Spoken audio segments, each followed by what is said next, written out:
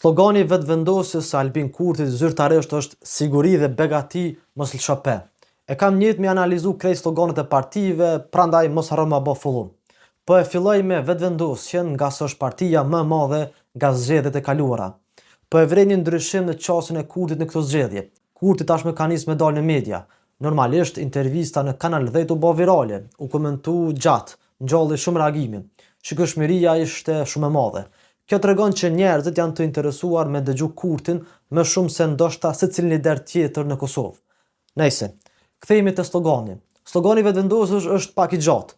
Kjo e bën pak të vështirë me u brohërit nga masa në përtobime. Slogani përçon disa koncepte që janë etatiste, një tendencë të vazhdimësisë. Siguri dhe begati janë dy shtyllat që ka përmend shpesh Kurti.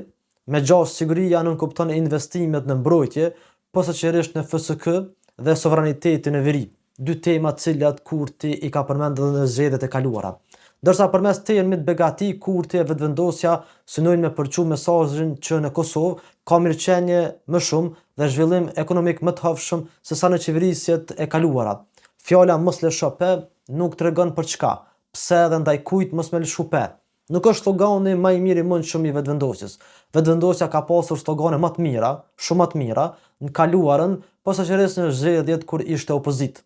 Duket se Kurti do të ketë një qasje më ndryshe, më pozitive në fushat, shumë më ndryshe se në zgjedhjet e kaluara. Këto 2-3 ditë Kurti po del i buzëqeshur, disponim, duke pi kafe, duke bashkëbisedu me qytetarët. Është tendencë me shfaq Kurtin si një njerëz të thjeshtë, modest, që është afër qytetarëve. Duke qenë në pushtet, Kurti ka qenë më i kufizuar nga daljet në terren. Kjo krijon një distancë nga qytetarët. Prandaj Kurti po fokusohet në një fushat më për toke.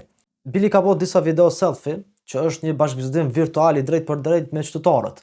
Është pak a shumë ajo që e ka bërë Shëmthaqi në vitin 2014 me fushatën Misioni i Ri. Atë Shëmthaqi ishte bë goxha viral me fotografitë selfie duke i fituar zgjedhjet në fund. 28 dhjetori do të na tregojë nëse Kurtit do t'i shpërblet kjo fushat. Por fund, çka mundem me thonë është që fushata e Kurtit aktualisht është shumë më e mirë se sa slogani zyrtar i vetëvendosjes.